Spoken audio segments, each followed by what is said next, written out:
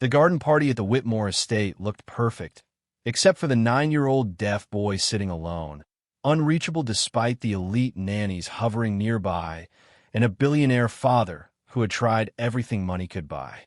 7 months of silence. Dozens of failed specialists. And then a maid nobody noticed saw something in the way his fingers moved across the tablecloth. A pattern, a language, a desperate attempt to be understood.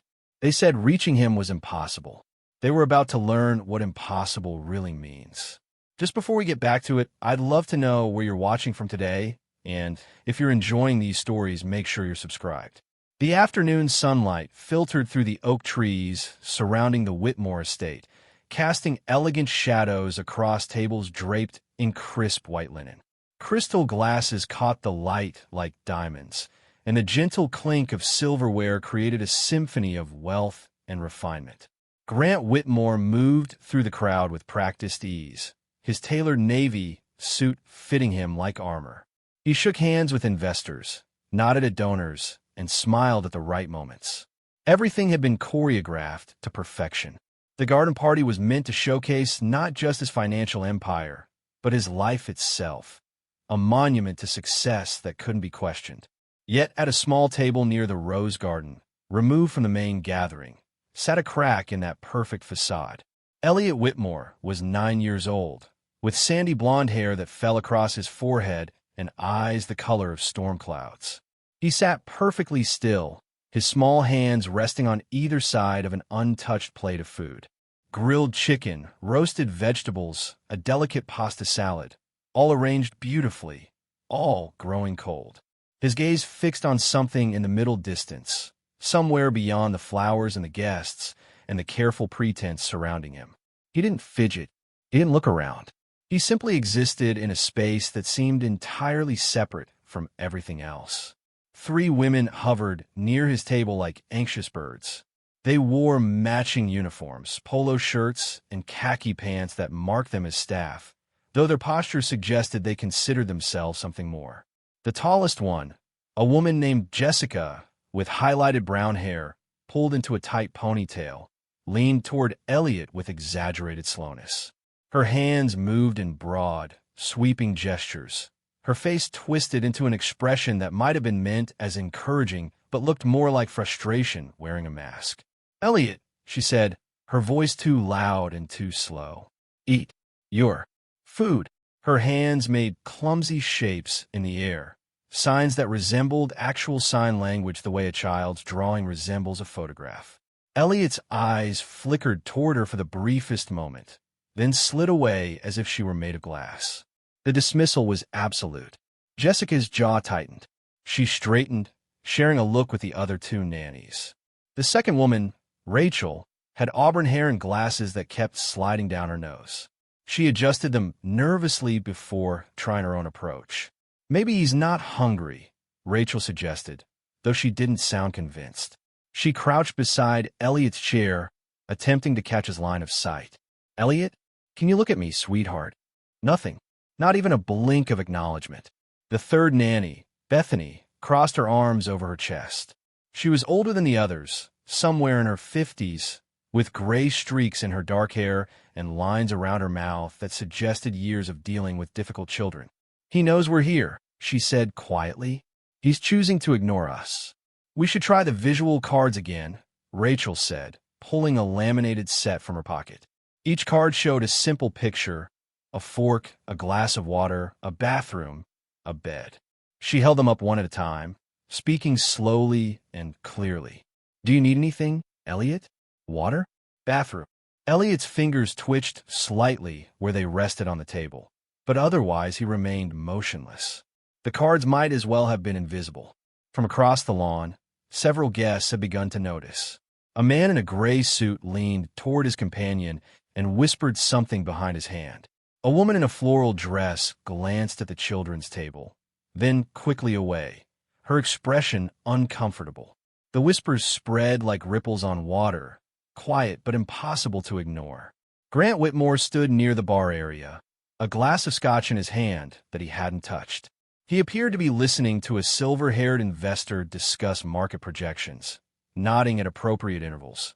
But his attention kept drifting to that small table beneath the roses. He watched Jessica's frustrated gestures, Rachel's pleading attempts at connection, Bethany's rigid disapproval. He watched his son sit like a statue, unreachable and alone despite being surrounded. His jaw clenched so tightly that a muscle jumped in his cheek. To anyone watching him, Grant looked calm, controlled, perhaps slightly bored by the conversation. Only someone who knew him well would recognize the fury and helplessness warring beneath that composed surface. He took a small sip of scotch, letting it burn down his throat, and force himself to turn back to the investor. The third quarter projections look solid, he said smoothly, as if nothing in the world could touch him. It had been 7 months since Elliot stopped responding. 7 months since the morning Grant found his wife, Catherine, collapsed in their bedroom, an aneurysm having stolen her away in the night without warning or mercy. 7 months since Elliot had watched the paramedics work frantically, had seen his father's face crumble, had felt his entire world shatter into pieces too small to ever fit back together. For the first month, everyone said it was normal. Grief took time. Children processed loss differently. Be patient. Give him space. But as weeks turned into months, Elliot's silence deepened into something more concerning. He stopped responding to his name, stopped making eye contact, stopped engaging with the world entirely. The therapist called it trauma-linked withdrawal. The doctors ran tests and found nothing physically wrong.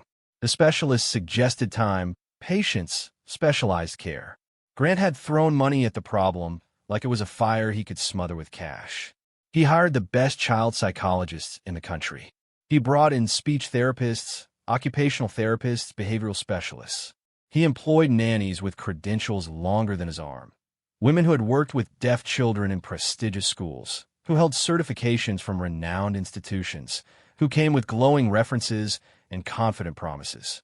None of them lasted more than 2 weeks. They all said the same things, eventually. Elliot was too withdrawn, too resistant to intervention, too traumatized to reach. Some suggested medication. Others recommended residential programs. All of them eventually quit. Each failure felt like another confirmation of something Grant couldn't bear to admit, that maybe his son was broken in a way that couldn't be fixed, that maybe money and power and influence couldn't solve everything, that maybe he had failed at the one thing that actually mattered. Near the dessert table, a woman in a simple black uniform moved quietly among the guests. She wore no name tag, no distinctive markings. Her dark skin gleamed in the afternoon light, and her hair was pulled back into a neat bun at the base of her neck. She carried a tray, collecting empty glasses and plates, refilling water glasses without being asked. Most guests didn't look at her directly. She was part of the invisible machinery that made events like this run smoothly, present but not acknowledged, essential but not seen. Her name was Naomi Clark, and she had been working at the Whitmore estate for exactly 3 weeks. She had been hired through a staffing agency after the previous maid left abruptly, something about the atmosphere being too tense. The head housekeeper, Mrs. Patterson, had interviewed Naomi briefly, asked a few perfunctory questions about her experience, and hired her on the spot. They needed someone who could start immediately, someone who wouldn't ask too many questions, someone who understood that working for a family like the Whitmores meant maintaining absolute discretion. Naomi understood all of that. She needed the job. The pay was better than anywhere else she had worked, and it came with housing, a small room in the staff quarters that was clean and private. She kept her head down, did her work efficiently, and tried not to draw attention to herself. But she couldn't help noticing things. As she moved through the garden party, clearing away champagne flutes and replacing them with fresh ones, her gaze kept returning to the small table near the roses. She watched the nannies hover and gesture and fail. She watched the little boy sit in his bubble of isolation, and she noticed things that no one else seemed to see. She noticed how Elliot's fingers twitched whenever someone spoke too loudly near him. Not a flinch exactly, but a subtle response that suggested he was aware of vibrations, of changes in air pressure, of the physical presence of sound, even if he couldn't hear it. She noticed how his eyes would track movement in his peripheral vision, following patterns and gestures even when he appeared not to be looking. She noticed how he would mirror people unconsciously. When Jessica crossed her arms, Elliot's shoulders would tense in the same protective posture. When Rachel leaned forward, Elliot would lean slightly back, maintaining distance. Most telling of all, she noticed that Elliot would freeze whenever someone noticed him noticing, as if awareness itself was dangerous, as if being seen meant being vulnerable. Naomi paused near the bar to collect a cluster of empty glasses. As she straightened, she heard Jessica's voice rise in barely controlled frustration. "Elliot, this is not acceptable behavior. You need to eat your lunch. Now." The sharpness in her tone made Naomi's hands still on the tray. She watched as Jessica reached toward Elliot's plate, as if to physically guide his hand to the fork.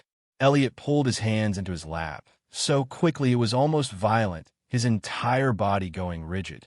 "Don't touch him like that," Bethany said sharply to Jessica. "You know what the protocols say." "The protocols aren't working," Jessica hissed back. "Nothing is working. He's being deliberately difficult." Naomi felt something twist in her chest. Not quite anger, but close. Alert. Protective. She didn't know this child.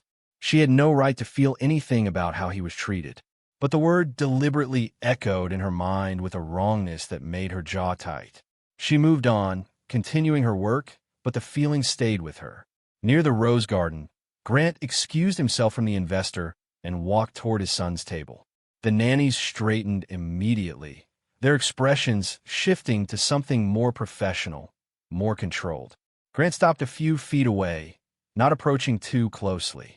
He looked at his son, really looked at him, and for just a moment his carefully constructed mask slipped.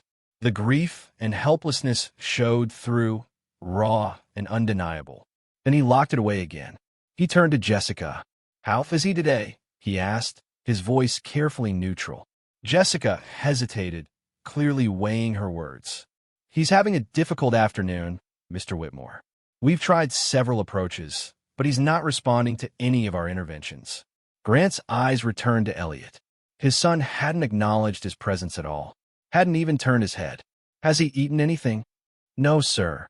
"Has he signed anything? Made any attempt to communicate?" "No, sir. Not since this morning." Grant nodded slowly, his expression unreadable. "Keep trying," he said, though the words sounded hollow even to his own ears. What else was there to say? What else was there to do? He walked away before anyone could see the defeat in his eyes. The party continued for another 2 hours. Guests mingled and laughed and discussed business over expensive wine. The sun moved across the sky, and the shadows grew longer. Eventually, people began to leave, offering gracious thanks and promising to stay in touch. Grant played his part perfectly, shaking hands and accepting compliments on the lovely event. As the last guest departed, Naomi was near the children's table, collecting the scattered debris of the party. The nannies had finally given up and taken Elliot inside. His untouched plate still sat on the table, the food congealed and unappealing. As Naomi reached for it, she noticed something she had missed before. The fork beside the plate had been moved. Not randomly, deliberately. It had been positioned to form a perfect perpendicular angle with the knife, creating a precise T-shape. The spoon had been placed above them, equidistant from both edges. The water glass had been rotated so that the small chip in its rim faced exactly north. It was a pattern, a deliberate, careful pattern that someone with acute spatial awareness might create. Not chaos, not withdrawal, communication. Naomi stood there for a long moment, staring at the geometric arrangement. Then she carefully photographed it with her eyes, committing every angle to memory before clearing the table away. That evening, a guest comment drifted back to Grant through the grapevine, the way cruel observations always did. Someone had said it to someone else, who had mentioned it to a board member, who had felt obligated to pass it along. Poor kid, all that money and still broken. The word landed like a physical blow. Broken, as if Elliot were a toy that had stopped working, as if grief and trauma and the loss of the only person who truly understood him were mechanical failures that could be fixed with the right tools and enough money. Grant dismissed his staff early that night. He poured himself another scotch, This one he actually intended to drink and sat alone in his office. The room was dark except for the glow of his laptop screen. He opened a folder he told himself he wouldn't open anymore. Videos. Dozens of them. Catherine and Elliot, filmed over the years on phones and cameras, casual moments that had seemed unremarkable at the time. He clicked on one from 2 years ago. Summer. Catherine and Elliot sitting in this very garden, sunshine pouring over them like liquid gold. Catherine's hands moved in fluid, graceful signs, and Elliot responded with his own gestures, quick and confident and full of life. They were laughing. Both of them. Elliot's face was open and bright, completely unlike the closed, distant mask he wore now. Catherine signed something complex, her expression playful. Elliot signed back, giggling. The sound was silent in the video, just the whisper of wind through trees and distant bird songs. But Grant remembered what it had sounded like. His son's laughter, high and clear and absolutely joyful. Grant watched for 2 minutes. Then he slammed the laptop shut, unable to bear anymore. In the darkness of his office, surrounded by symbols of his success, awards and photographs and expensive furniture, Grant Whitmore put his head in his hands and wondered how he had failed so completely at the only thing that mattered. Naomi Clark's room in the staff quarters was small but comfortable.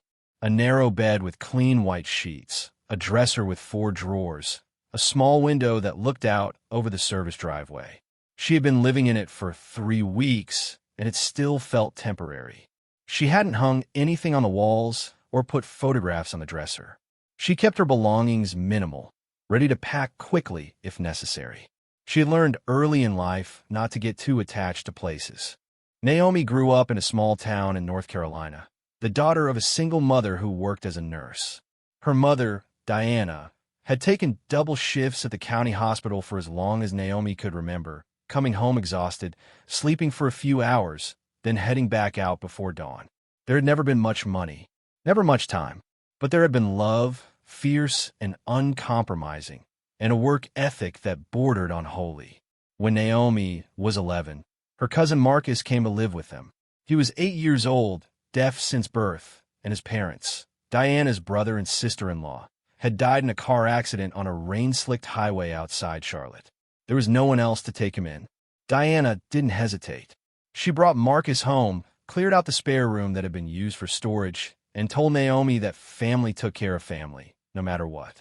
Marcus arrived silent and terrified, clutching a worn stuffed dog and refusing to make eye contact with anyone.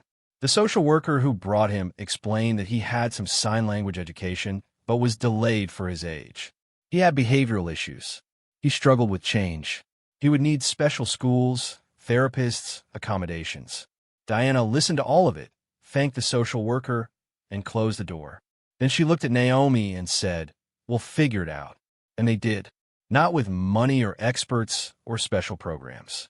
They figured it out by paying attention, by watching Marcus closely, learning what made him feel safe and what made him withdraw, by teaching themselves sign language from library books and free community classes, by making mistakes and trying again. Naomi learned that signing wasn't just about making the right shapes with your hands. It was about expression, intention, emotional clarity. You could sign "I love you" in a way that felt perfunctory and distant, or in a way that wrapped the person in warmth. The difference wasn't in the technical execution. It was in whether you meant it. She learned that Marcus communicated even when he wasn't signing, that his body language told stories, that the way he arranged his toys, or tapped his fingers, or avoided certain rooms all meant something. You just had to pay attention. You had to care enough to see. By the time Marcus was 12 and Naomi was 15, he was a different child. Confident, expressive, playful. He still faced challenges. School was hard. Other kids could be cruel. The world wasn't built for him. But he had a foundation. He had people who saw him. Naomi had always planned to become a certified interpreter. She had the skills. She had the passion. But life had a way of interrupting plans. Her mother got sick during Naomi's senior year. Cancer, aggressive and cruel. The medical bills piled up faster than Diana's insurance could cover them. Naomi graduated high school and went straight to work, taking whatever job she could find to help pay for treatment. Diana fought hard, but she lost anyway. She died 3 weeks before Naomi's 21st birthday. Marcus went to live with another relative, an aunt in Virginia who could provide the stability and structure he needed. Naomi was left alone, drowning in debt, with no degree and no clear path forward. She worked her way through her 20s doing whatever paid the bills. Waitressing, retail, cleaning houses. She moved from town to town, never settling, never building anything permanent. She kept her sign language sharp by practicing alone in her apartments at night, running through vocabulary and grammar, keeping the language alive even though she had no one to use it with. She told herself she would go back to school eventually, get certified, build a real career, but eventually kept getting pushed further into the future, always just out of reach. Now, at 32, she was cleaning tables at a billionaire's estate and sleeping in staff quarters. It wasn't where she had imagined herself ending up, but at least it was stable. At least it was something. On her 4th day at the Whitmore estate, Mrs. Patterson called Naomi into her office. The head housekeeper was a severe woman in her 60s with steel-gray hair, pulled into a bun, so tight it seemed to pull her entire face upward. She sat behind a neat desk, her posture military straight, and regarded Naomi with cool appraisal. "I want to be very clear about something," Mrs. Patterson said without preamble. "You are here to maintain the household. You clean, you serve, you perform whatever tasks are assigned to you. That is the extent of your responsibilities. Do you understand?" "Yes, ma'am," Naomi replied. "You do not interact with Mr. Whitmore unless directly addressed. You do not gossip about the family with other staff.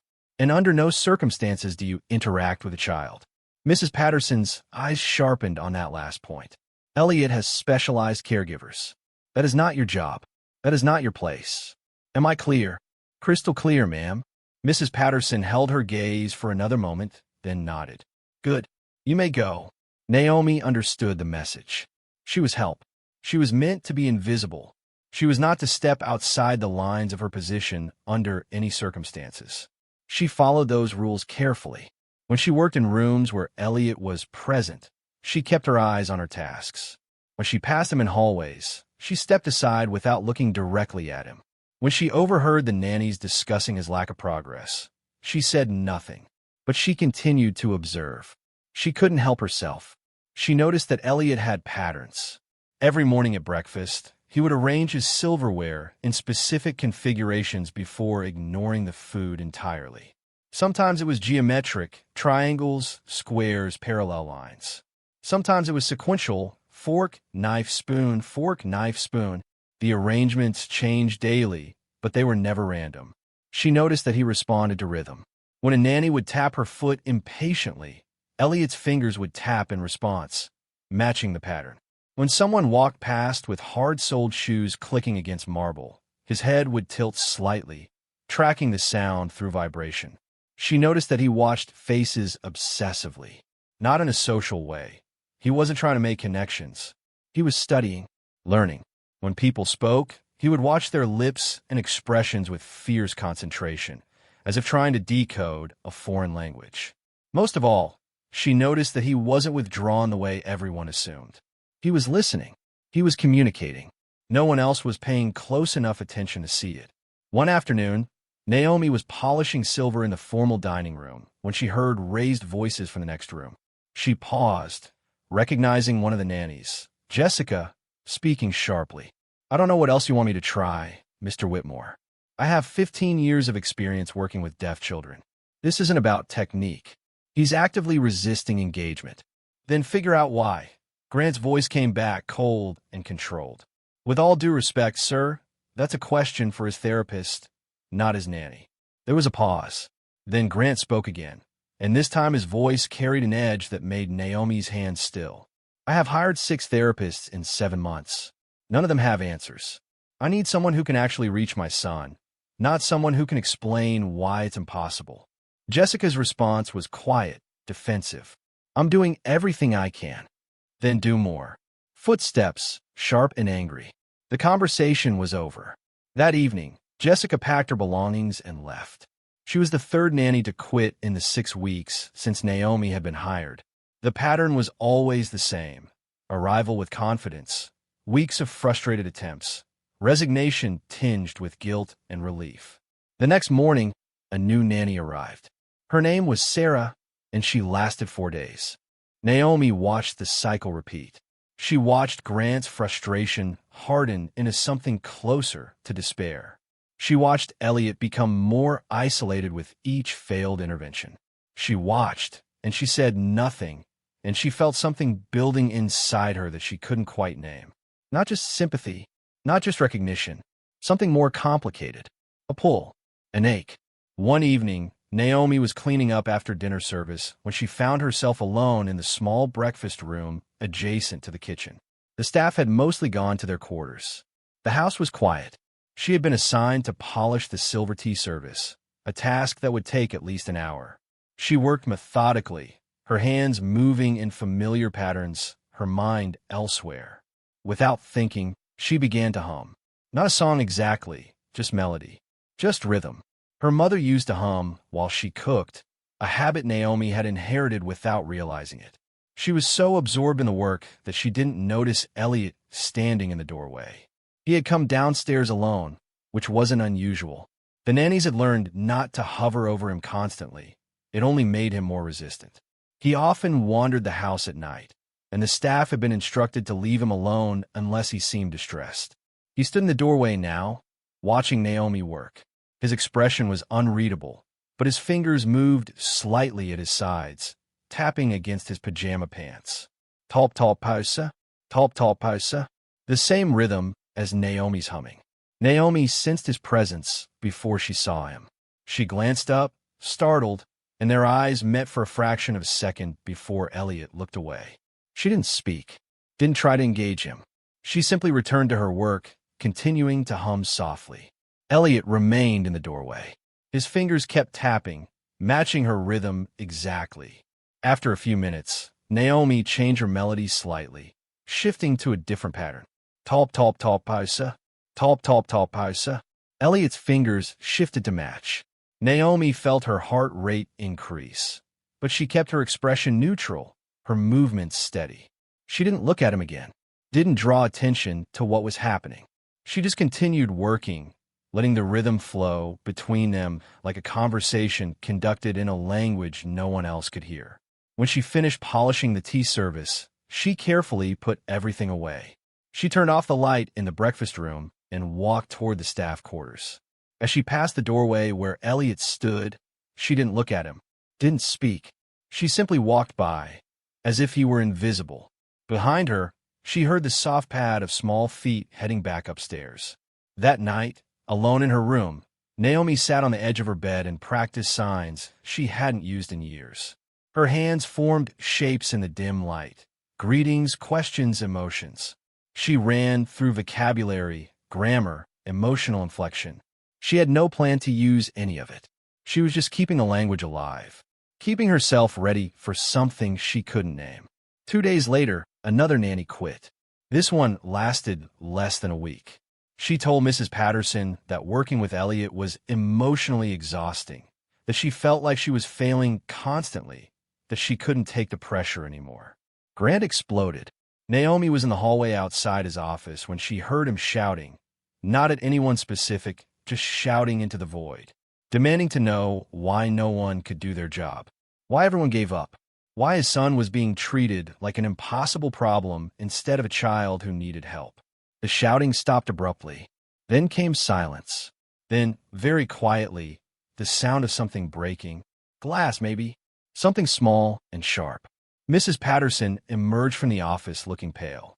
She closed the door carefully behind her and walked past Naomi without acknowledging her presence. The next day, Grant made an announcement to the remaining staff. He was bringing in a world-renowned specialist from Switzerland.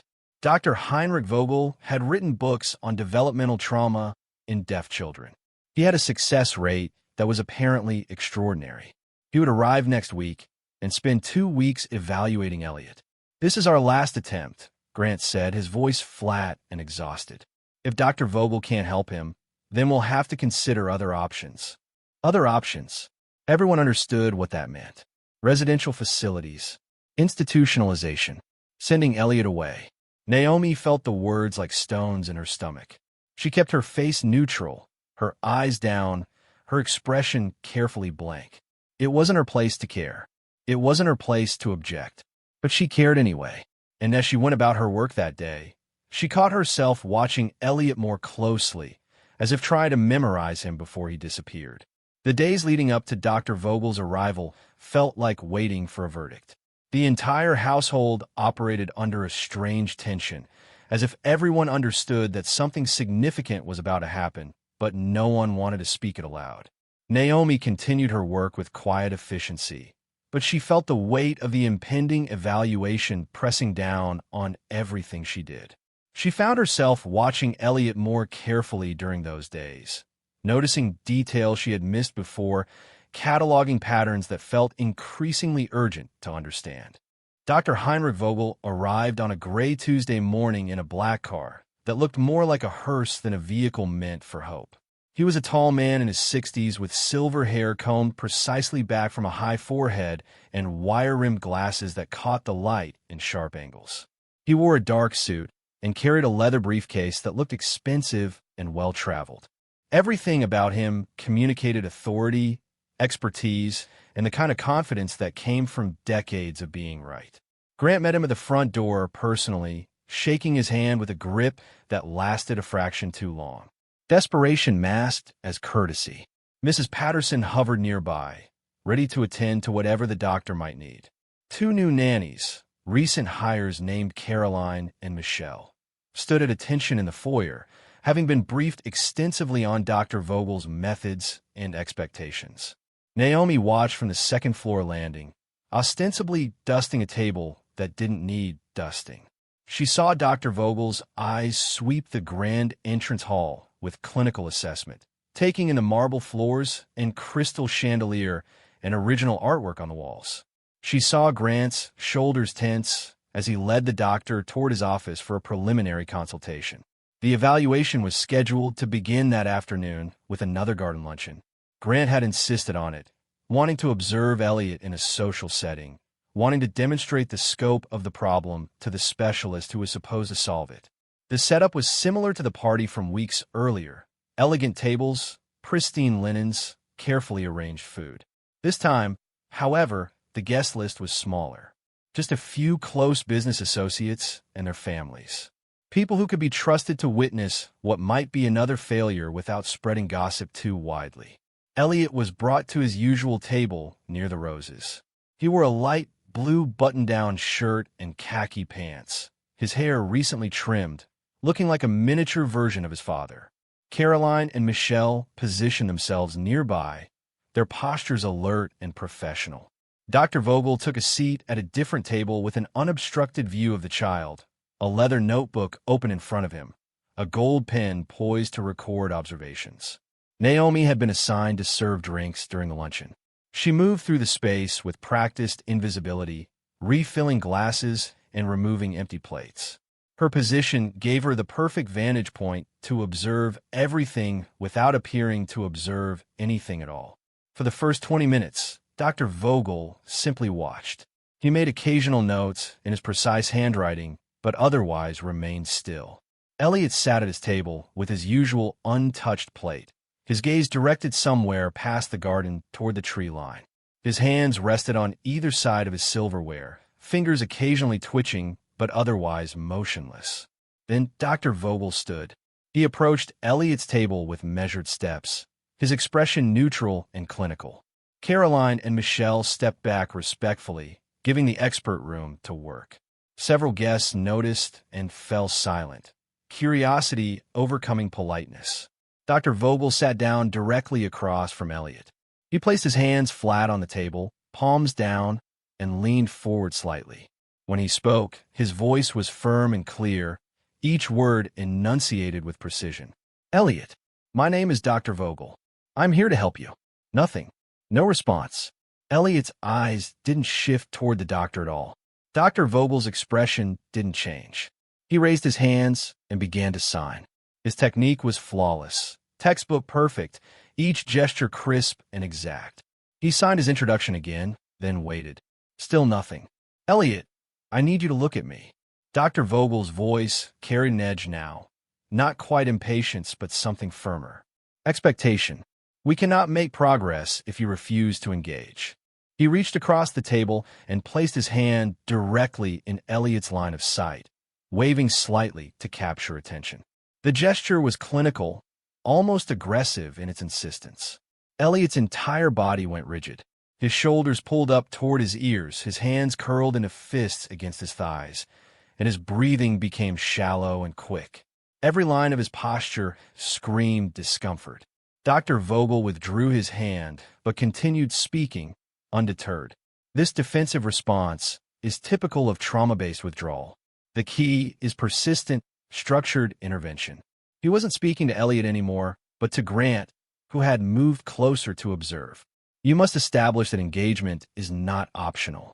The child must learn that communication is a requirement, not a choice. Naomi felt something cold settle in her chest. She stood near the beverage table, holding a pitcher of iced tea, watching this interaction unfold. She saw Elliot shrink further into himself with each word the doctor spoke. She saw the way his fingers trembled against his legs. She saw the panic building behind his carefully blank expression. Dr. Vogel tried several more approaches over the next 15 minutes. He showed Elliot picture cards. He demonstrated objects, a ball, a book, a toy car, and attempted to engage him in parallel play. He used a tablet with communication software, holding it directly in front of Elliot's face. Each attempt was technically correct, methodologically sound, and completely ineffective. Finally, Dr. Vogel stood, brushing imaginary dust from his suit. He turned to Grant with an expression that managed to be both sympathetic and condescending. As I suspected, the withdrawal is profound. This will require intensive intervention. I recommend we begin a structured program immediately, 6 hours daily, incorporating multiple modalities. Grant nodded, his jaw tight. He looked at his son, still frozen at the table, and something in his face cracked just slightly before he forced it back into place. The luncheon continued, but the atmosphere had shifted. Conversations became quieter, more subdued. Several guests made excuses to leave early. Elliot remained at his table, untouched food growing cold, his small hands now resting flat against the tablecloth. Naomi noticed something the others had missed. Elliot's right index finger was moving, just barely, tracing shapes on the white linen. Over and over, the same shape, a circle, perfect and continuous. Around and around and around. An anxiety loop, a self-soothing mechanism, a silent scream that no one else was seeing. She set down the pitcher of tea and picked up a serving tray that needed to be cleared. As she moved past Elliot's table, she paused to collect an empty water glass from a nearby chair. Her hands worked automatically, arranging items on the tray, but her right index finger, the one closest to Elliot, began moving against the silver surface. A circle, the same circle Elliot was tracing, slow and deliberate, not facing him, not demanding his attention, just existing in the same space, making the same shape. She saw Elliot's finger still, saw his eyes flicker toward her hand, saw him watch the circle she was creating. Naomi continued the motion for a few seconds, then slowly changed it. She let the circle spiral inward, tightening gradually until it reached a center point. Then she stopped, picked up the tray, and walked away. She didn't look back. She didn't check to see if he had noticed. She simply moved on to her next task, clearing tables and refilling glasses as if nothing had happened. Behind her, after several long seconds, Elliot's finger began moving again. This time, instead of tracing circles, he created a spiral, inward and inward until it reached a point. Then he stopped. His shoulders dropped slightly. His breathing slowed. The panic that had been building behind his eyes eased back into something calmer. Dr. Vogel, consulting with Grant near the house, noticed none of this. Caroline and Michelle, busy preparing Elliot's afternoon therapy schedule, saw nothing unusual. The remaining guests paid no attention to the silent child at the edge of the garden. But Elliot noticed. For the first time in 7 months, someone had spoken his language without demanding anything in return. That evening, as Naomi was finishing her duties in the dining room, She found a cloth napkin folded near where she had placed a stack of clean linens earlier. It wasn't folded in the standard way the staff had been trained to fold them, a simple rectangle with precise edges. This one had been folded into a spiral shape, each layer wrapping tighter than the last, creating a three-dimensional sculpture that must have taken careful attention to create. Naomi picked it up slowly, turning it in her hands. Her throat felt tight. She looked around the empty room, then carefully tucked the napkin into her apron pocket. The next morning, Grant reviewed the security footage from the luncheon. He did this obsessively now, watching and rewatching interactions with Elliot, searching for clues that might explain his son's silence. He had watched Dr. Vogel's intervention 3 times, taking notes, trying to understand why it had failed like all the others. Then he noticed something he had missed during the actual event. A moment near the end of the luncheon. The camera angle showed Elliot's table from above, capturing both him and the maid. Naomi, he remembered her name was, as she moved past with a tray. Grant leaned closer to the screen. He watched Elliot's finger tracing circles. Watched Naomi's finger doing the same thing on her tray. Watched the spiral. Watched his son's entire body language change from rigid panic to something softer. Grant replayed the sequence 4 times. Then he sat back in his chair, staring at the frozen image on the screen. The maid. The woman he had barely noticed. The staff member who was supposed to be invisible. She had done something small and quiet and undeniable. She had reached his son in a way that no specialist, no therapist, no expensive expert had managed. He felt a complicated knot of emotions tighten in his chest. Hope, yes, but also suspicion, resentment, fear. Who was this woman? What gave her the right to do what trained professionals couldn't? What if she was somehow manipulating the situation? What if this was coincidence, not connection? But then he watched the footage again and saw the spiral napkin Elliot had created later, left carefully where Naomi would find it. Communication. Deliberate. Chosen. Grant closed the laptop and sat in the darkness of his office, trying to decide what to do with this information. The summons came the next afternoon. Mrs. Patterson appeared in the laundry room where Naomi was folding linens and informed her, in a tone that allowed for no questions, that Mr. Whitmore required her presence in his office immediately. Naomi's stomach dropped. She carefully set down the sheet she had been folding, smoothed her uniform, and followed Mrs. Patterson through the house. The walk felt endless. She ran through possibilities in her mind. Had she done something wrong? Had someone complained about her work? Was she being fired? Mrs. Patterson knocked once on the office door, then opened it without waiting for a response. "The maid, sir," she announced, as if Naomi were a package being delivered. "Thank you, Mrs. Patterson. You may go." Grant's voice was controlled, giving nothing away. Mrs. Patterson left, closing the door behind her. Naomi stood just inside the office, her hands clasped in front of her, her eyes down. The room smelled of leather and expensive scotch. Floor-to-ceiling bookshelves lined 2 walls.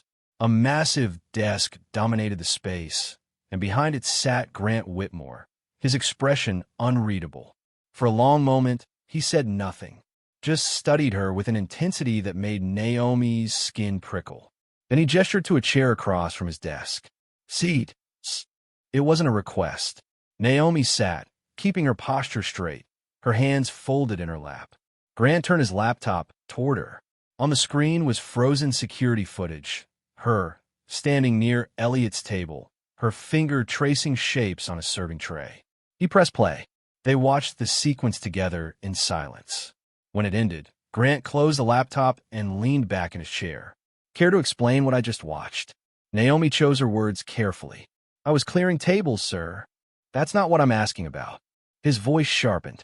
"You engaged with my son. You were specifically instructed not to interact with him under any circumstances. Yet here you are, deliberately communicating with him behind my back."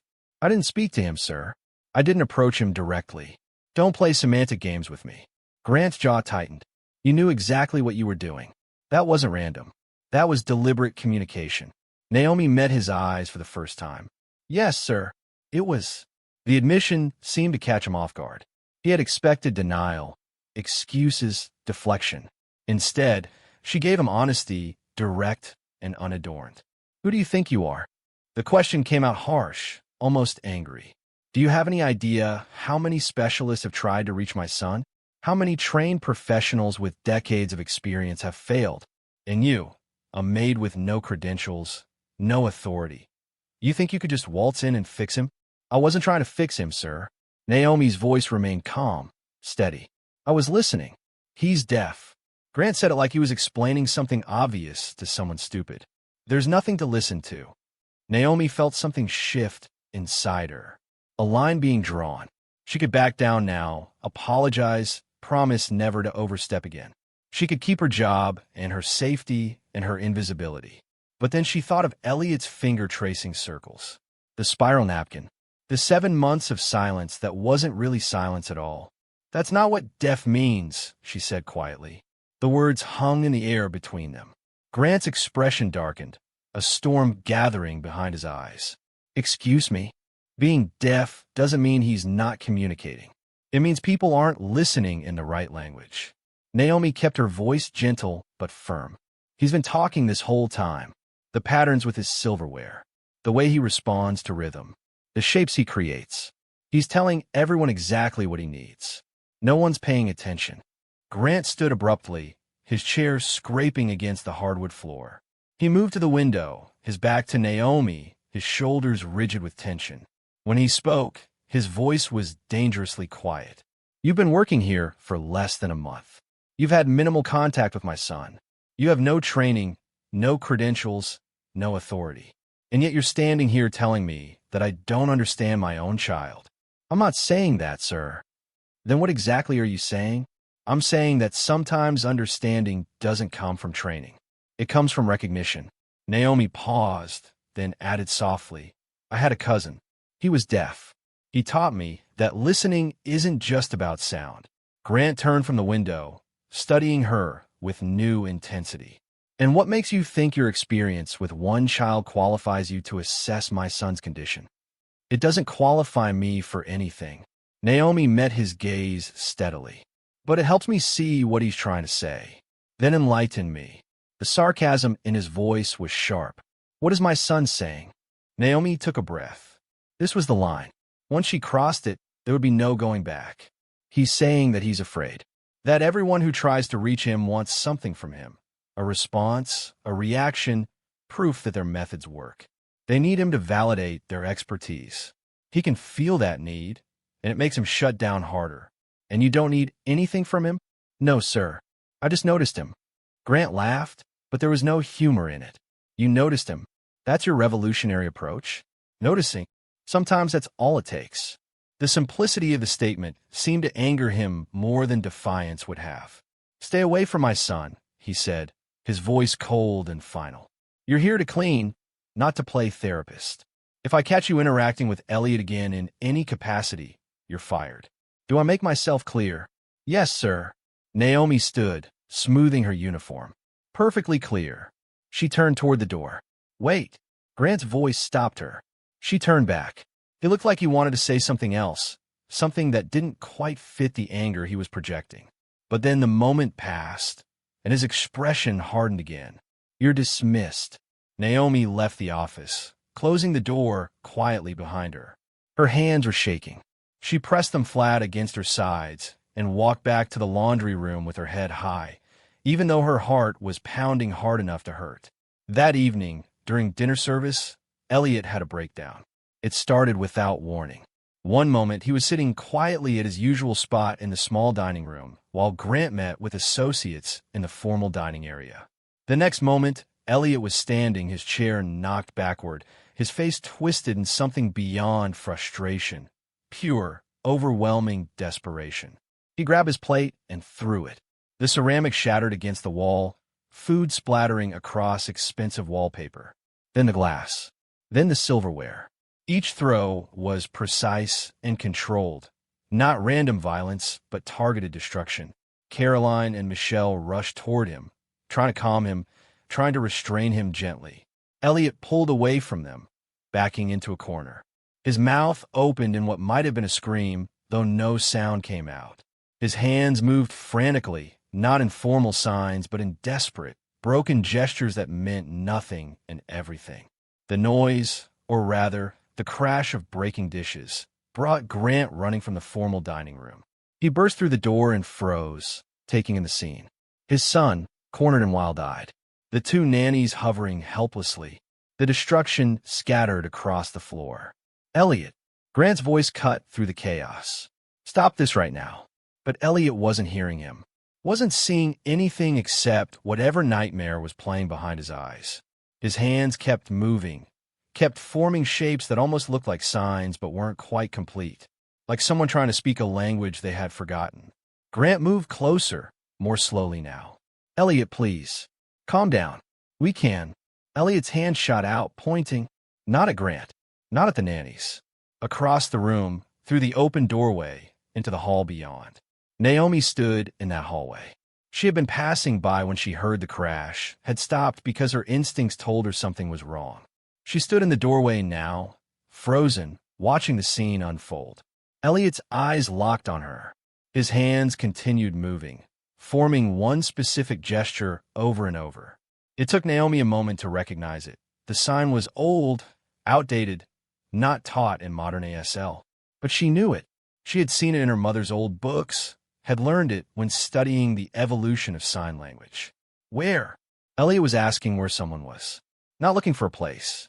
Looking for a person. The way a child might ask where their mother was. The gesture Catherine had used.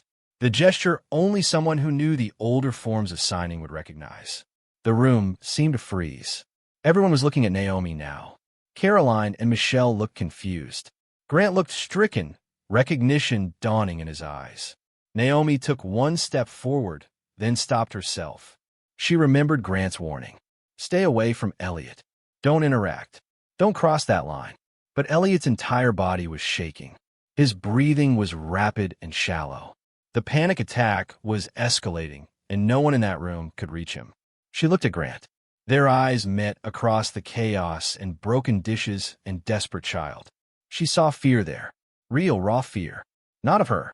Of losing his son completely. The question hung between them. Unspoken but clear. What matters more? Pride or help? Authority or connection? Naomi took another step forward. Grant didn't stop her. She crossed the room slowly, carefully avoiding the broken ceramic. She didn't rush, didn't speak, didn't make any sudden movements. When she was a few feet from Elliot, she stopped, and she slowly raised her hands and signed back. Ear. One word. Simple and clear. Using the same old form he had used. Meeting him where he was, not where people thought he should be. Elliot's breathing stuttered. His hands stopped their frantic movement. He stared at Naomi like she was something impossible, something that shouldn't exist, but did. She signed again, expanding slightly. You're safe. I see you. The words weren't just translated. They were meant. Every gesture carried weight, intention, presence. This wasn't performance. This wasn't technique. This was recognition. Elliot's shoulders dropped. The rigidity left his spine. He took one shaky breath, then another. The breakdown didn't vanish completely. The trauma was still there, the grief and fear and confusion. But it receded enough that he could breathe.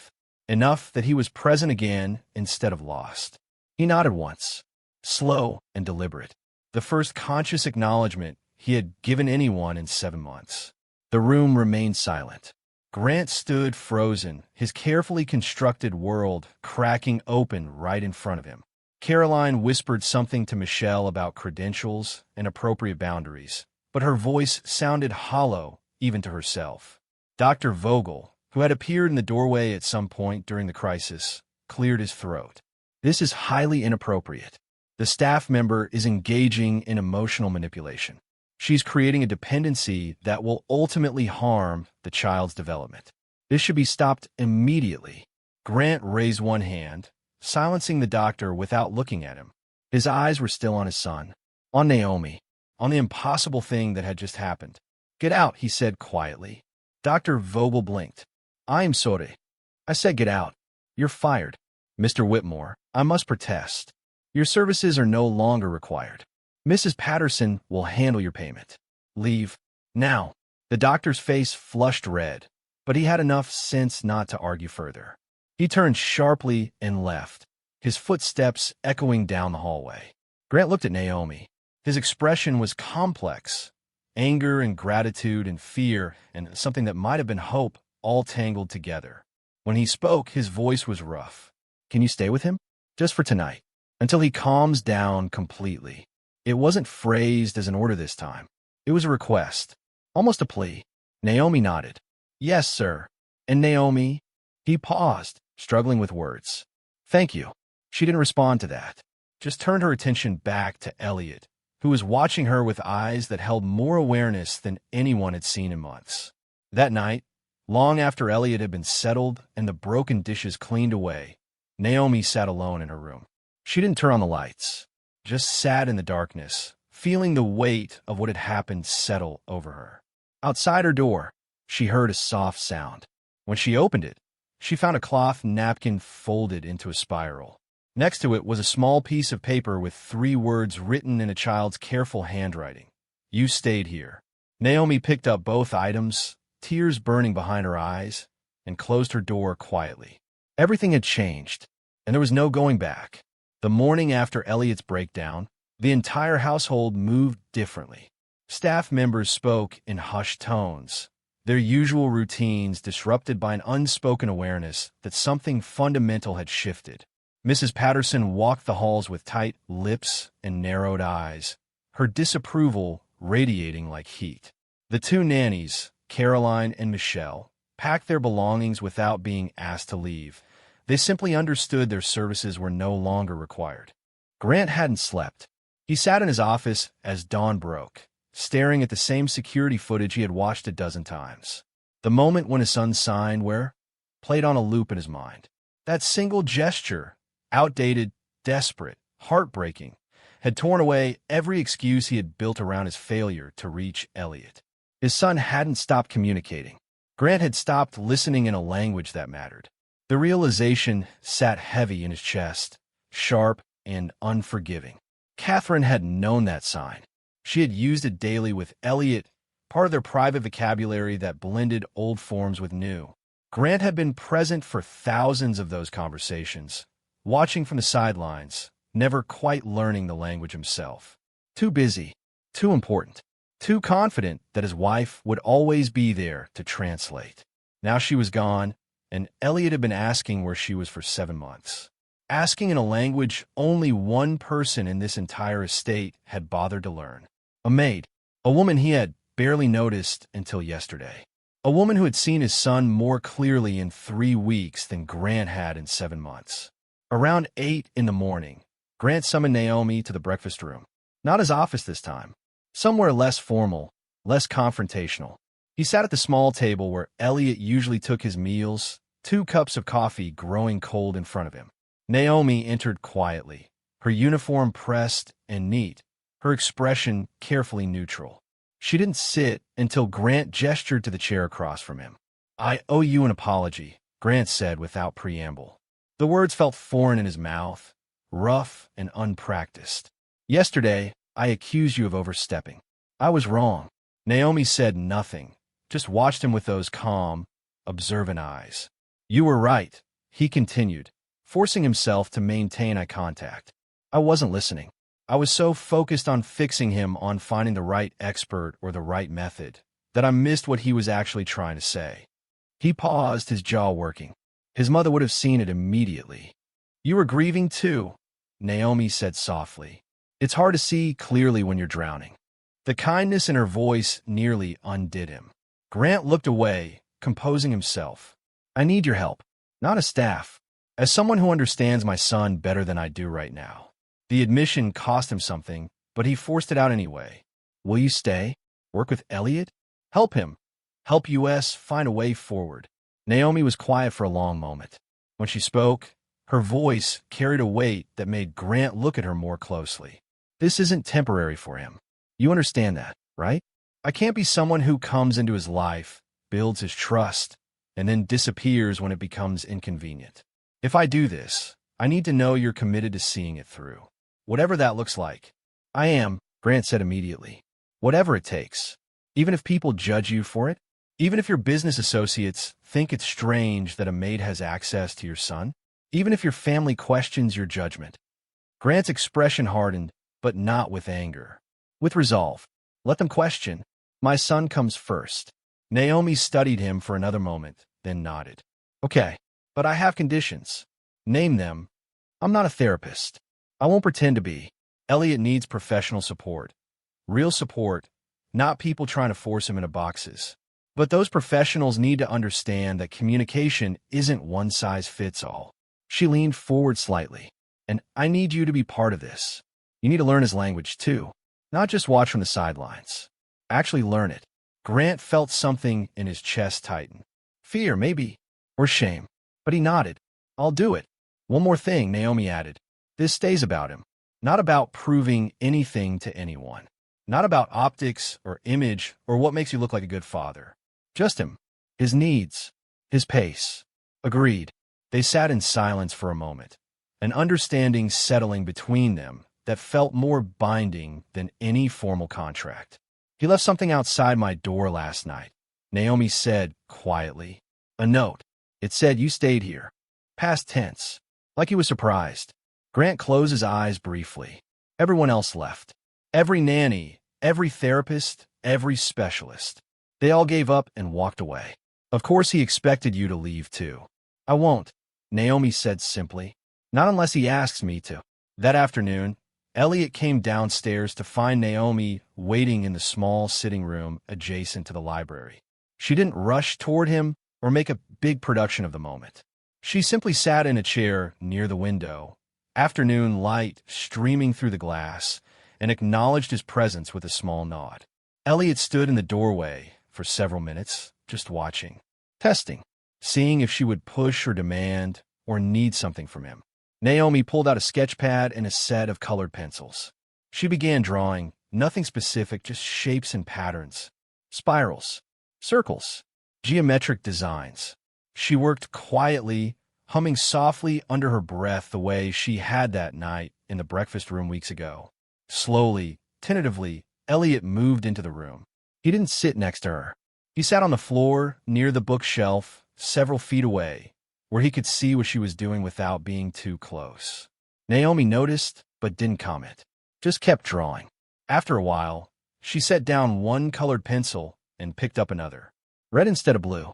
She drew a new spiral, this one tighter and more complex. Elliot watched her hand move.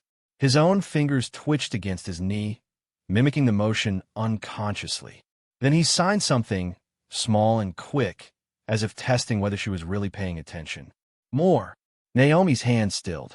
She looked at him, not with excitement or triumph, just quiet acknowledgement. Then she drew another spiral, and another, creating a pattern across the page. Elliot signed again, more confidently this time. Different.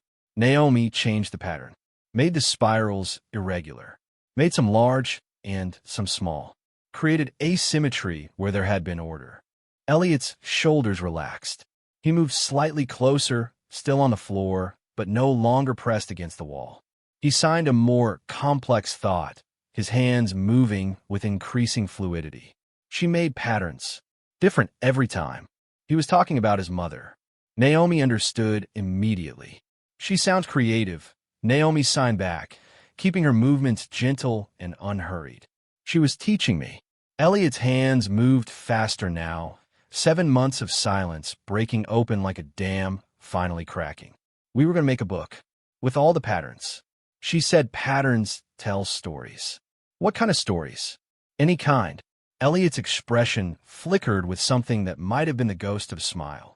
Happy ones. Sad ones. Angry ones. She said every feeling has a shape. Naomi set down the sketch pad. She signed carefully, giving Elliot time to process each word. What shape is today? Elliot thought about that. His hands moved through several different attempts before settling on an answer. Broken circle. Trying to close, but doesn't know how. The honesty of it stole Naomi's breath. She nodded slowly. That's a good shape. Honest. They sat together in that room for 2 hours. Sometimes signing. Sometimes just existing in parallel silence. Naomi never pushed. Never demanded more than Elliot was willing to offer. And slowly, incrementally, he began to unfold. Later that evening, Naomi found Grant in his study. She knocked softly, and he looked up from his laptop with exhausted eyes. He talked, she said simply, really talked, about his mother, about patterns they used to make together. Grant's expression cracked. What did he say? Naomi told him, watching as each detail landed like a stone in water. When she finished, Grant was quiet for a long time. I didn't know about the book, he finally said, his voice rough. She never told me about the pattern book. Maybe she was waiting for the right time, Naomi offered. Or maybe it was their special thing. Something just for them. Grant nodded slowly, then looked at Naomi with something that might have been desperation. Teach me. The signing. The way you do it. Not textbook. The way that actually reaches him. It's not just about the signs, Naomi warned. It's about intention. Presence. Being willing to exist in his world instead of demanding he exist in yours. I know, Grant said quietly. I'm ready to try.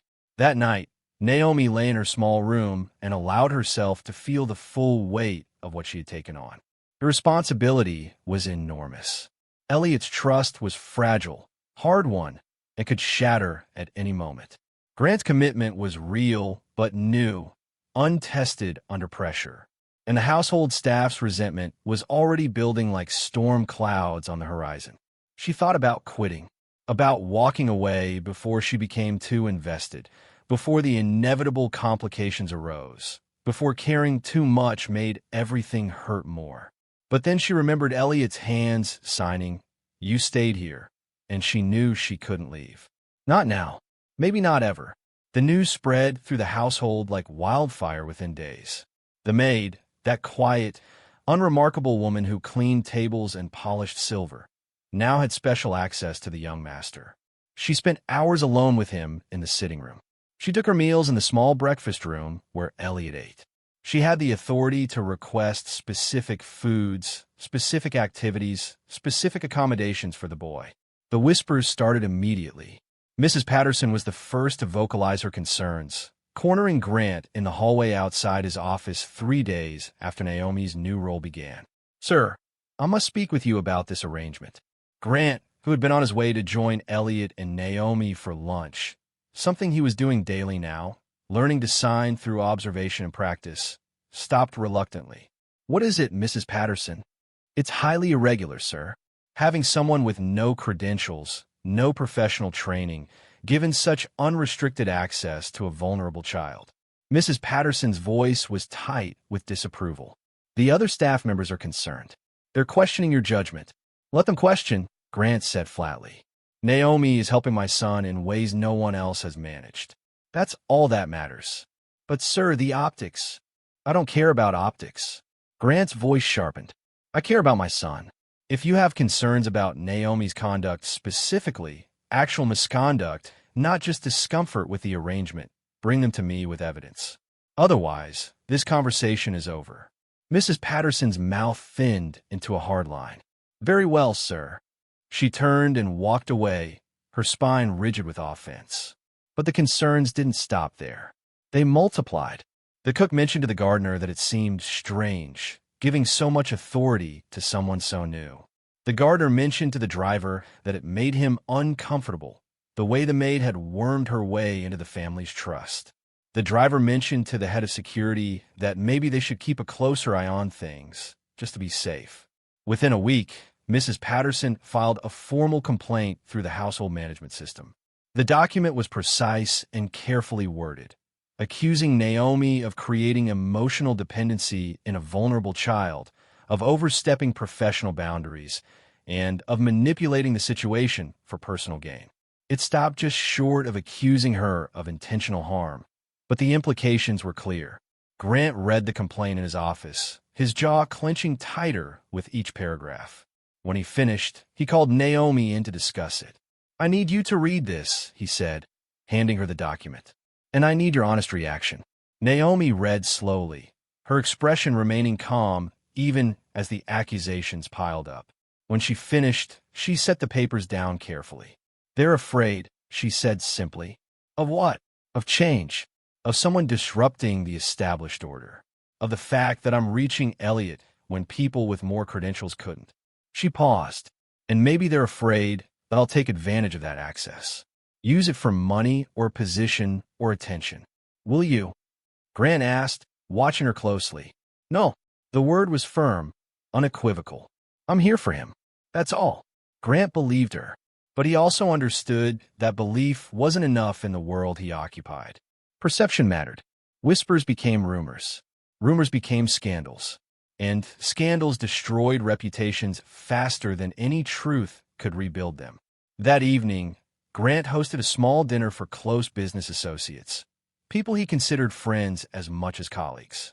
Naomi served, as she often did during formal dinners, moving through the room with quiet efficiency. One of the guests, a silver-haired investor named Thomas Bradford, watched Naomi refill his wine glass and then leaned toward Grant with a knowing smile. I heard you've got quite the situation developing here. The help getting a bit too familiar with the family? Grant's hand tightened around his own wine glass. I'm not sure what you mean. Come on, Grant. Word gets around. You've given some Maid carte blanche with your son. People are talking. Thomas's smile didn't reach his eyes.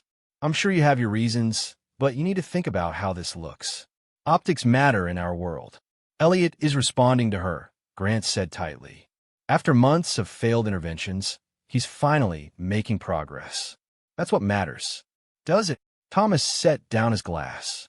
Because what I'm hearing is that you've allowed an uncredentialed staff member to bypass every professional recommendation. That you've given her authority she hasn't earned.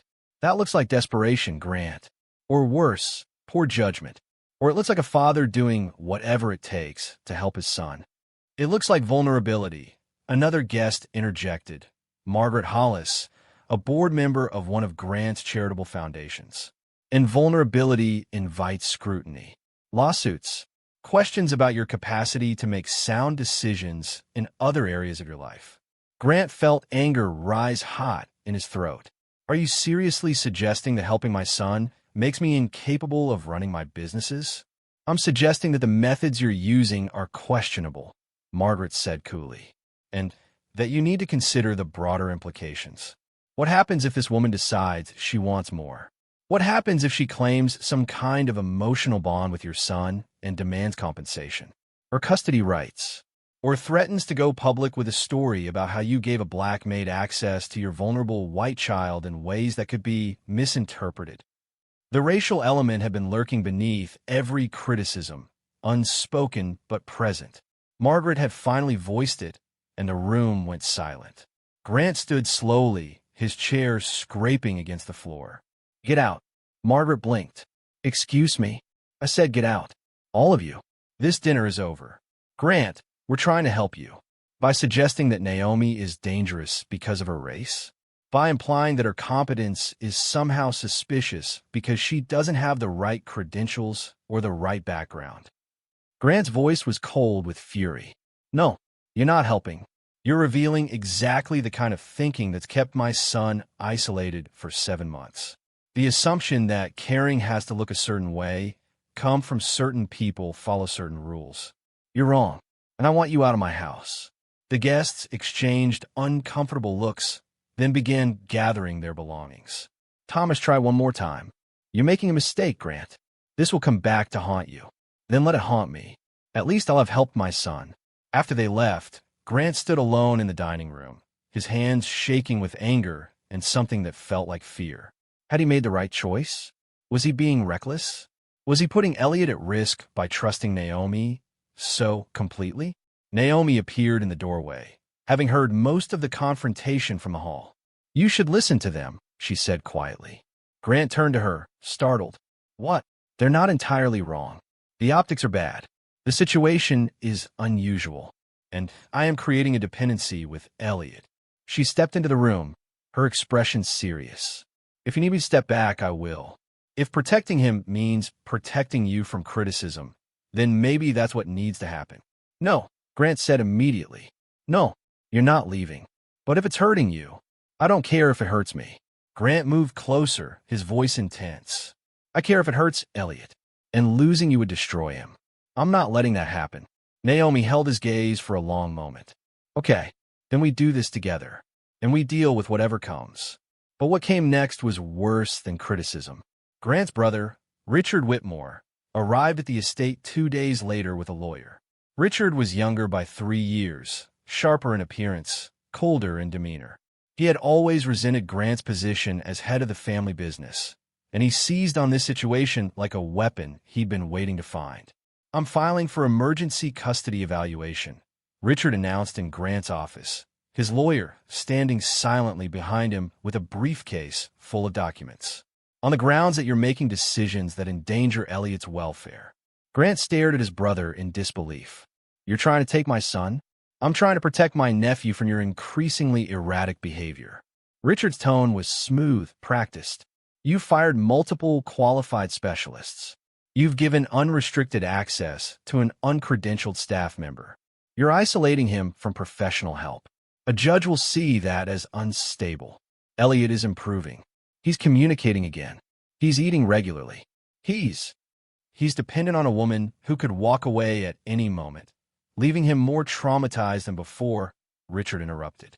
"That's not improvement. That's creating a new problem." The lawyer stepped forward, handing Grant a folder. "These are preliminary filings. We're requesting a full psychological evaluation of both you and the child, as well as an investigation into the appropriateness of the current care arrangements. You'll have an opportunity to respond through your own legal counsel." Grant felt the world tilt. This wasn't just criticism anymore. This was a real threat. Richard could actually take Elliot away, put him in a facility, undo everything that had been built over the past few weeks. "Why are you doing this?" Grant asked his brother, his voice hollow. Richard's expression softened slightly, almost convincingly. "Because someone has to. You're not thinking clearly. You're so desperate to fix Elliot that you're grasping at anything that seems to work, even if it's not sustainable, even if it's potentially harmful." "Get out," Grant said quietly. "Grant, get out of my house. And tell your lawyer that if you want to fight, he'll get one. But I'm not giving him my son." After they left, Grant sat alone in his office for a long time. He thought about calling his own lawyers, about preparing for a custody battle that could tear his family apart publicly, about the possibility of losing Elliot to his brother's cold, calculated care. But mostly, he thought about the moment yesterday when Elliot had signed to him directly for the first time. A simple question: "Are you learning to?" Grant had signed back, clumsy but earnest. "Yes. Teach me." And Elliot had smiled. A real, genuine smile. The first one since Catherine died. That memory steeled his resolve. Whatever it cost, whatever battles he had to fight, Grant wasn't backing down. Not now. Not ever. He found Naomi in the sitting room with Elliot, working on a new pattern book together. They looked up as he entered, and Grant saw the question in Naomi's eyes. She had heard about Richard's visit. "We're going to be okay." Grant signed to Elliot, the movement still awkward, but clear enough. "All of us." Elliot looked at his father, then at Naomi, then back at his father. His hands moved in a sign Grant had learned just yesterday. Together. Together, Grant confirmed. And for the first time in 7 months, Grant Whitmore felt like he might actually keep that promise. The custody evaluation process began 2 weeks after Richard's threat. A court-appointed psychologist named Dr. Anna Reeves arrived at the estate with a briefcase full of assessment tools and a carefully neutral expression. She was a woman in her 50s with kind eyes and a methodical approach, someone who had clearly evaluated hundreds of complicated family situations and learned not to make assumptions. Grant met her at the door personally, his anxiety barely concealed beneath a veneer of professional courtesy. "Thank you for coming, Dr. Reeves." "Mr. Whitmore." She shook his hand firmly. "I want to be clear about my role here. I'm not here to take sides. I'm here to assess what's in Elliot's best interest. That means I'll need access to everyone involved. You, your son, and Ms. Clark. Of course, whatever you need." Dr. Reeves spent the first day observing. She watched Grant and Elliot at breakfast, noting how Grant signed with increasing confidence, how Elliot responded with patience when his father made mistakes. She watched Naomi work with Elliot in the sitting room, documenting the ease of their communication, the way Elliot relaxed in her presence. She reviewed medical records, therapy notes from the failed interventions, and security footage from the past month. On the second day, she interviewed Grant alone in his office. Tell me about your decision to allow Ms. Clark to work with Elliot, she said, her pen poised over her notepad. Grant chose his words carefully. Every specialist I hired approached my son like a problem to be solved. Naomi approached him like a person to be understood. The difference was immediate and undeniable. But she has no formal credentials. She has something more important, the ability to see him, to listen in ways that don't require sound. Grant leaned forward. My son was dying inside, Dr. Reeves. Not physically, but emotionally. He was disappearing. Naomi brought him back. I don't care what her resume says. And if she leaves? If she decides this is too much responsibility or finds another opportunity? What happens to Elliot then? The question hit Grant like a physical blow because he had asked himself the same thing 100 times. Then we deal with it. But pushing her away now, when he's finally healing, would cause more damage than any hypothetical future loss. Dr. Reeves made notes, her expression unreadable. Your brother suggests you're acting out of desperation rather than sound judgment. My brother wants control of my assets, Grant said bluntly. He's using my son as a weapon to get it. If he truly cared about Elliot's welfare, he would have visited once in the 7 months since my wife died. He didn't. Not until he saw an opportunity. On the third day, Dr. Reeves interviewed Naomi in the small breakfast room. Why did you get involved? She asked. You could have stayed in your role as household staff. You chose to cross a significant boundary. Why? Naomi considered the question carefully. Because no one else was seeing him. They were seeing deafness, trauma, resistance. They weren't seeing a child who was communicating as clearly as he could and being ignored. You understand that you've created a significant dependency. Elliot relies on you in ways that could be problematic if you're not committed long-term. I am committed, Naomi said firmly. I wouldn't have started this if I wasn't prepared to see it through. Even if it costs you other opportunities, even if it limits your own freedom. Even then, Naomi met Dr. Reeves's eyes steadily. I had a cousin who was deaf. The world tried to force him to communicate on its terms. It almost broke him. My aunt and I learned to meet him where he was instead. It saved his life. I'm not going to let Elliot go through what Marcus almost went through. Dr. Reeves made more notes. You understand that emotional connection isn't the same as professional competence. Yes, that's why I've been researching certification programs. I want to formalize what I'm doing, not replace professional support, but complement it. Naomi paused. But credentials won't make me care more than I already do. They'll just make other people more comfortable with the fact that I care. On the fourth day, Dr. Reeves spent time alone with Elliot. She had arranged for Naomi and Grant to be elsewhere in the house, wanting to see how Elliot functioned without his support system immediately present. She entered the sitting room where Elliot was working on his pattern book, a large sketch pad filled with spirals and geometric shapes, each page more complex than the last. He glanced up when she entered, acknowledged her presence with a small nod, then returned to his drawing. Dr. Reeves sat across from him, not too close. She pulled out a tablet with communication software and showed it to Elliot. He looked at it briefly, then signed a simple response. Don't need it. Dr. Reeves signed back, her movements textbook perfect, but lacking the fluidity Naomi had. I want to understand how you're feeling. Elliot studied her for a moment, then set down his colored pencil. His hands moved in more complex signs. You want to know if she's good for me? The directness startled Dr. Reeves.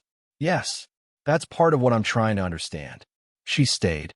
Elliot's signs were emphatic. Everyone else left. She stayed. But staying isn't always enough. Sometimes people stay for the wrong reasons. Elliot's expression shifted, something stubborn and certain settling into his features. He signed with deliberate clarity. She sees me. Not the deaf. Not the broken. Me. Do you think you're broken? The question hung between them. Elliot's hands went still. His face closed off, that familiar shutdown beginning to descend. Dr. Reeves recognized the warning signs immediately and shifted her approach. I'm sorry. That was the wrong question. But Elliot was already standing, moving toward the door. Not running, but retreating. Dr. Reeves let him go, making notes about the interaction, about the trigger she had inadvertently hit. Elliot found Naomi in the kitchen, helping prepare lunch. He stood in the doorway until she noticed him, then signed urgently. She asked if I'm broken.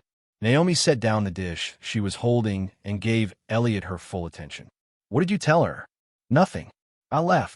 Do you want to talk about it? Elliot's hands trembled slightly as he signed. Mom died because I'm broken. She was always fixing me. She got tired. The words hit Naomi like a punch to the chest. She moved closer to Elliot, kneeling so they were at eye level. Elliot, look at me. Your mother didn't die because of you. She died because something in her brain broke without warning. Nothing you did caused that. Nothing you could have done would have prevented it. I couldn't call for help. Elliot's signs were becoming more frantic. I was in my room. She was downstairs. I didn't hear her fall. If I could hear, if I was normal, I could have saved her. Naomi felt tears burn behind her eyes, but kept her expression steady. You were 9 years old. Even if you could hear, even if you had been right next to her, you couldn't have stopped what happened. It was an aneurysm. It was instant. No one could have saved her. Dad could have, if he answered her call that night. The revelation made Naomi's breath catch. What call? She called him. The night before. He didn't answer. She left a message saying her head hurt. He didn't call back until morning. She was already dead. Elliot's whole body was shaking now. If he had answered, maybe she would have gone to the hospital. Maybe they could have fixed it. Naomi pulled Elliot into a hug, feeling his small body tremble against hers. Oh, sweetheart, that's not how it works. Headaches happen all the time. No one could have known that one was dangerous. Your dad didn't ignore her on purpose. He was probably in a meeting or sleeping. He didn't know, but he should have known. He's supposed to know everything. Parents aren't perfect. They miss things. They make mistakes. They're human. Naomi pulled back slightly to sign where Elliot could see. Your dad has been carrying that guilt too. He thinks he failed both of you. He's been trying so hard to fix everything because he couldn't fix that one terrible thing. Elliot's signs were smaller now, exhausted. I waited for someone to understand. I waited for someone to stay long enough to see. I see you, Naomi signed. I see exactly who you are. And you're not broken. You're grieving. There's a difference. They sat together on the kitchen floor for a long time. Eventually, Naomi felt a presence in the doorway and looked up to find Grant standing there, his face pale. He had heard everything, or rather, seen everything, the conversation playing out in signs he could now read well enough to understand. Grant moved slowly into the kitchen and knelt beside them. His hands moved in careful signs. I am sorry. I should have answered her call. I should have paid attention. I failed both of you. Elliot looked at his father for a long moment. Then he signed something that made Grant's composure finally crack. I waited for you to learn how to talk to me. I'm learning now. Grant signed back, tears streaming down his face. I'm sorry it took so long. I'm sorry I let you wait alone. Elliot studied his father's face, seeing the genuine remorse there, the grief that matched his own. Then he signed something that changed everything. Can we wait together now? Grant nodded, unable to speak, and pulled his son into his arms. Elliot let himself be held, really held, for the first time in 7 months.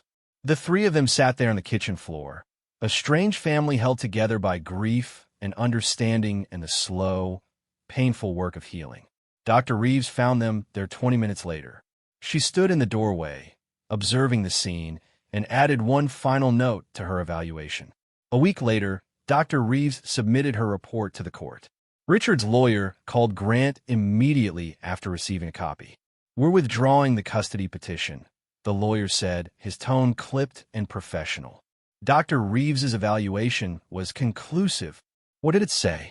Grant asked, though he already suspected, that Elliot is thriving under the current arrangement, that the unorthodox approach is producing measurable positive outcomes, that removing him from Ms. Clark's care would constitute emotional harm. The lawyer paused. She also noted that your brother has had no meaningful contact with the child and appears motivated by financial rather than welfare concerns. Grant closed his eyes, relief washing over him. Thank you for letting me know. Mr. Whitmore? One more thing. Dr. Reeves included a recommendation in her report. She suggests you formalize Ms. Clark's role and provide her with the resources to obtain proper certification. She believes Ms. Clark has the foundation to become an exceptional professional in this field, with the right training and support.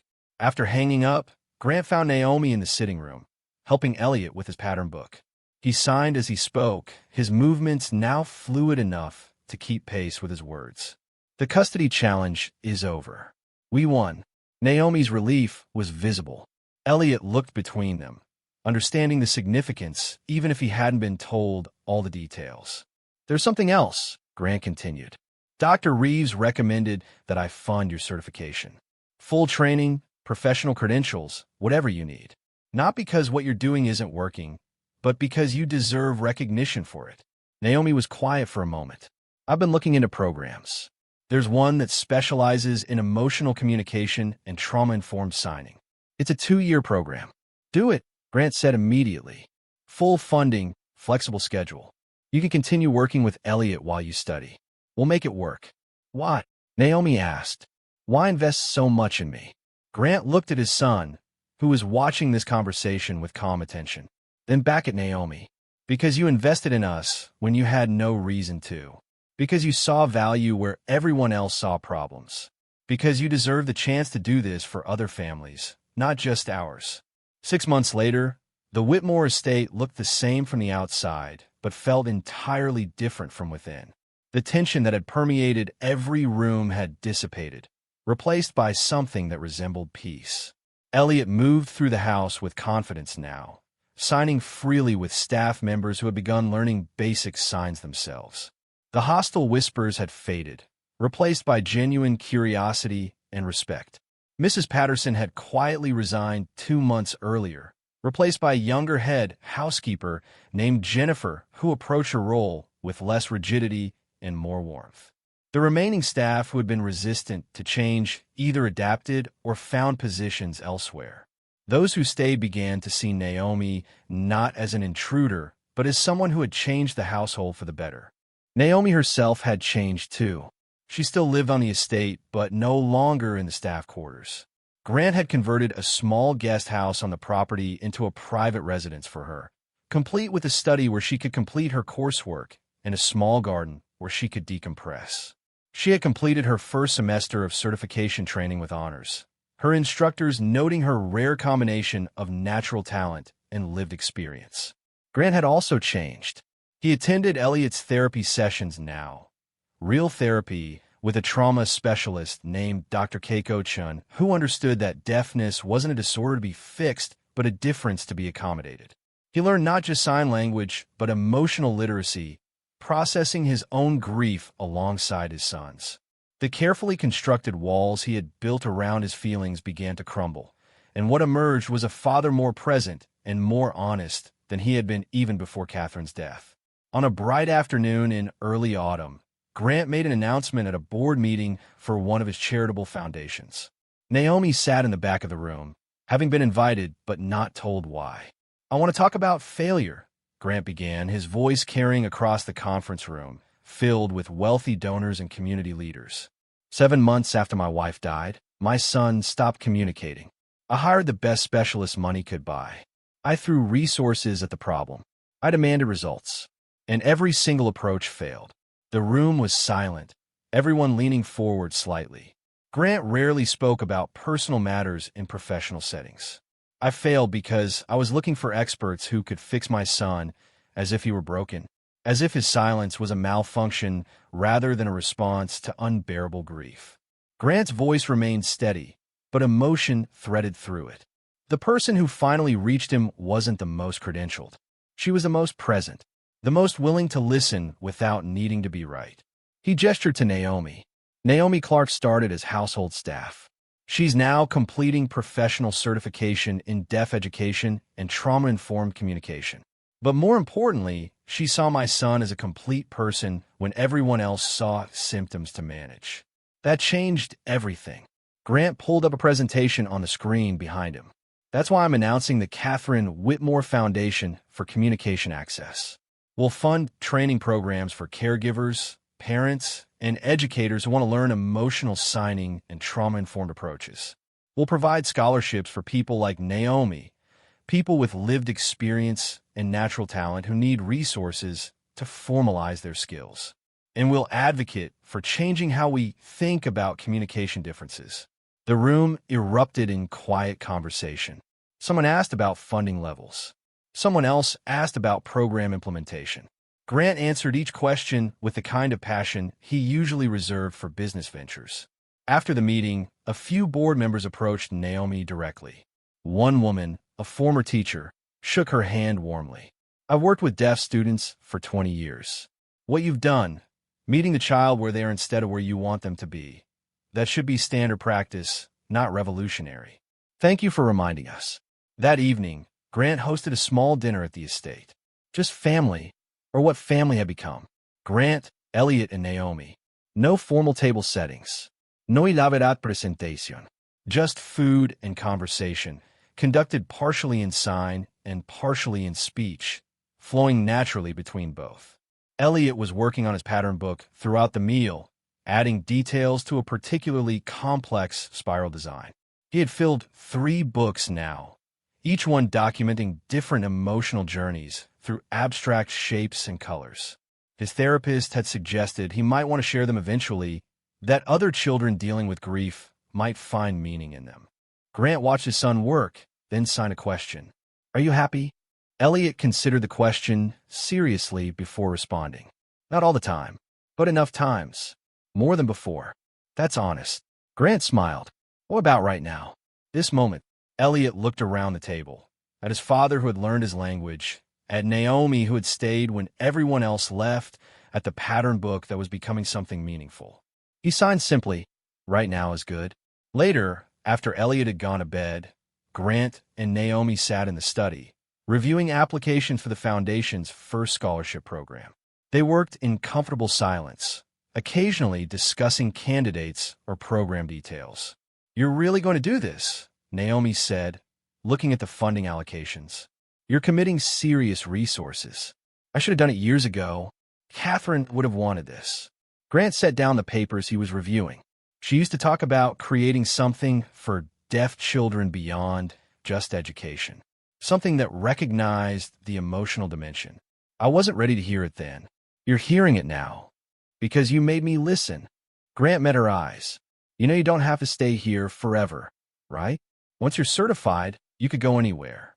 Do anything. Help hundreds of families." "I know." Naomi smiled slightly.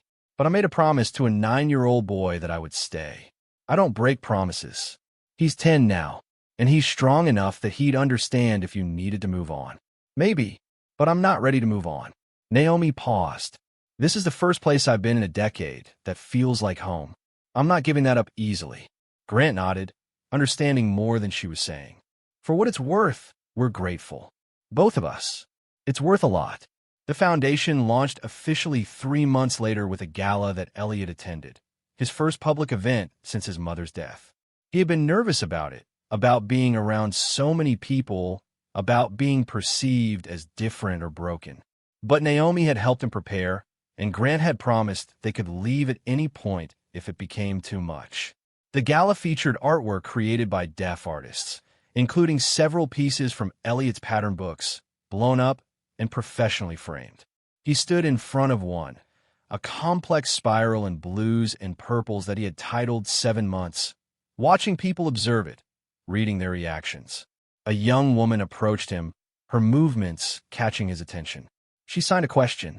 "Did you create this?" Elliot nodded. "It's beautiful, and sad, and hopeful all at once." She studied the spiral more closely. "I lost my mom too, last year. Sometimes I feel exactly like this looks." Elliot signed back, his movements confident now. "That's why I made it, so people would know they're not alone." The woman smiled, tears in her eyes. "Thank you." After she walked away, Elliot found Naomi in the crowd. He signed to her across the room, and she responded, and several people nearby noticed their conversation. Not with discomfort or confusion, but with interest. The language was becoming less foreign, less intimidating, more beautiful in its clarity. At the end of the evening, Grant gave a short speech. He talked about Catherine, about Elliot, about the journey that had brought them to this point.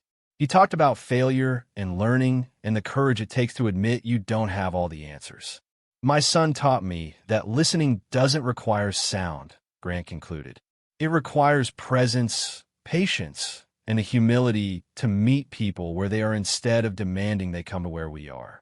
That's not just advice for communicating with deaf children. That's advice for being human. The room erupted in applause. Elliot watched from beside Naomi, his expression serious and thoughtful.